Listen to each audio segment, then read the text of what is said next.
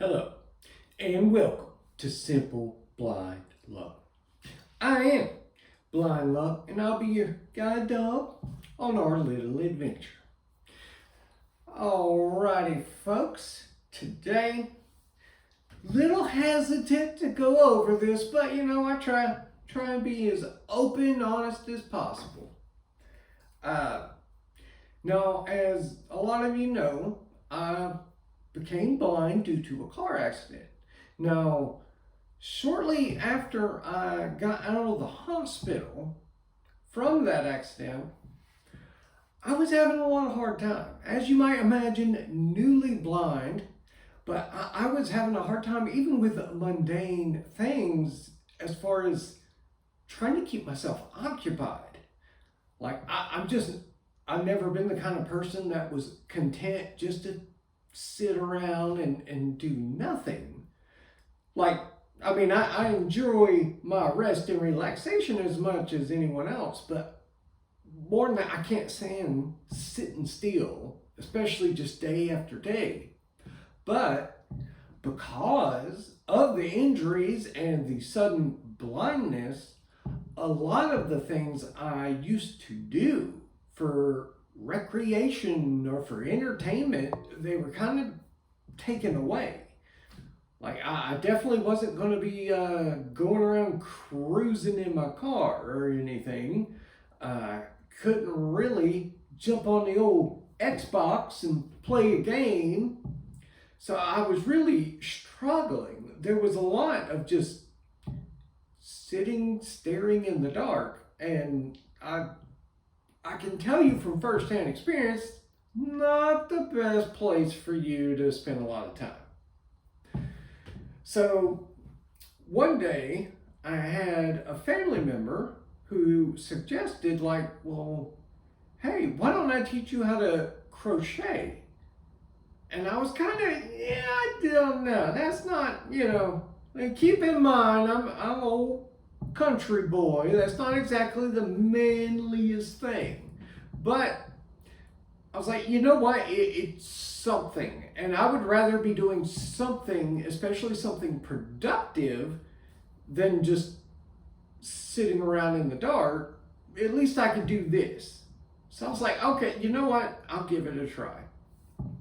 Well, unfortunately, that's also when I discovered that we don't think about it, but most of the time when we're showing somebody something or teaching somebody, it's an extremely visual process most of the time.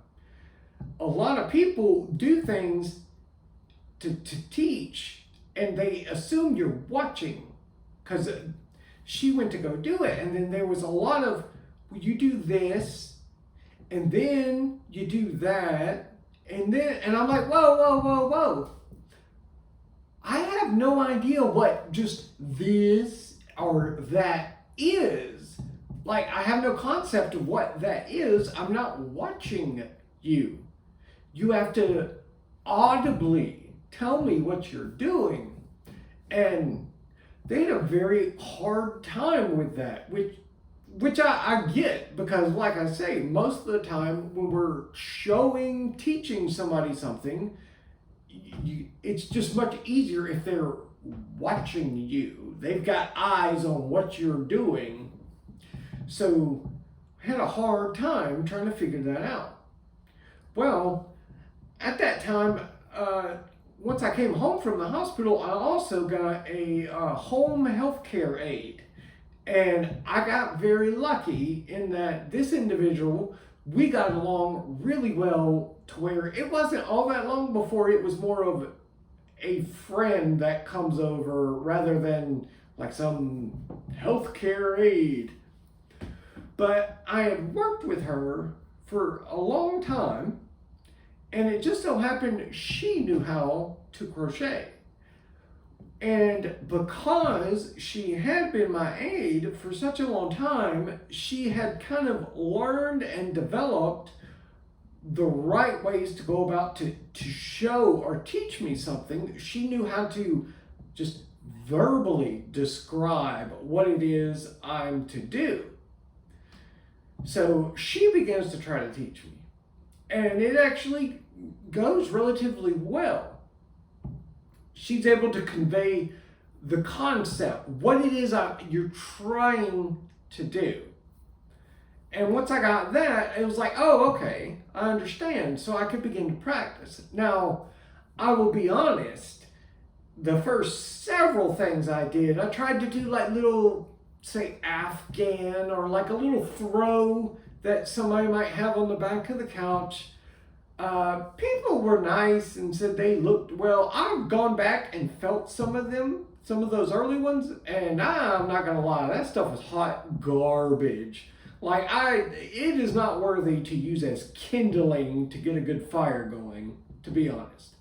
But as time progressed, I continued doing it, and I was getting better and better, getting nicer stuff, and honestly, a big reason for doing it was one, like I say, I didn't really have anything to do. So it was one thing I could do to be occupied, and it's something productive.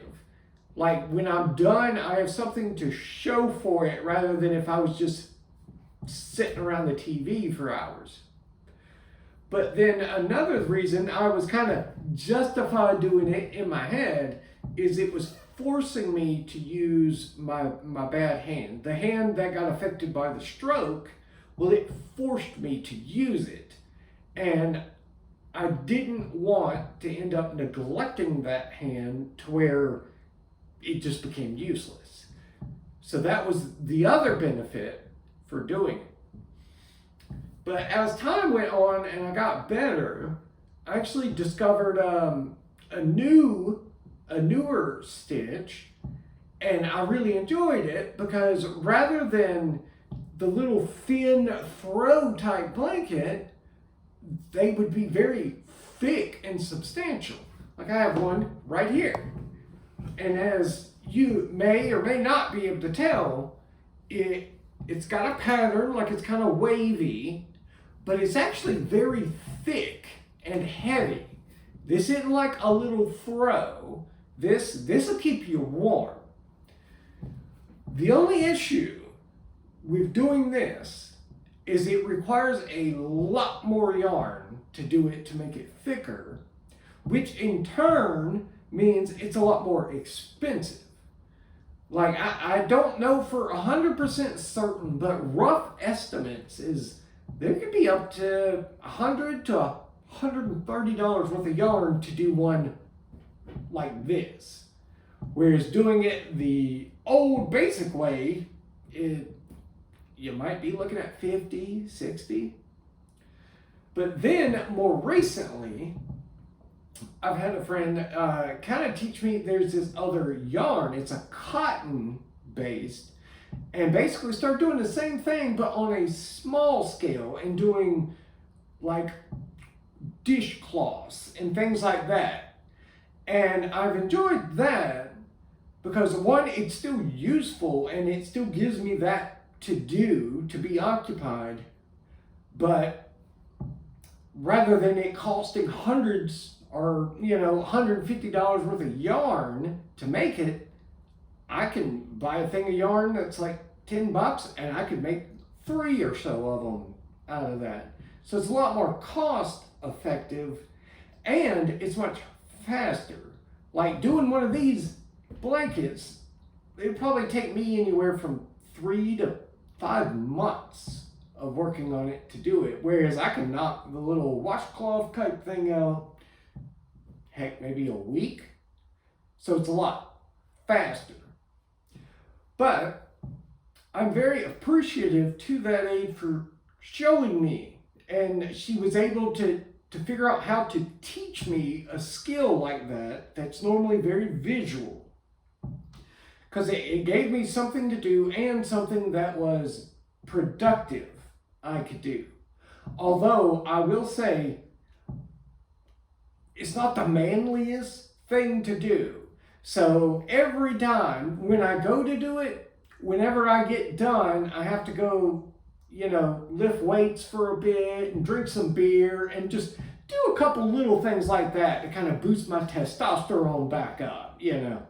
Now, because I am blind, and due to the neuropathy in my hand, I have to go about crocheting a bit differently than what the average person would.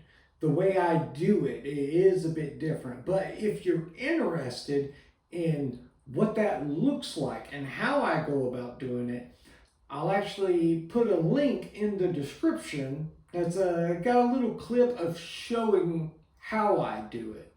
So if you're interested, be sure to check that out. But that's where I'm going to close it out for today. I will leave you with On the Bright Side. And for today we have, yeah, I'm blind. But on the bright side, it is nearly impossible for me to judge a book by its cover. And with that, I will hear you later.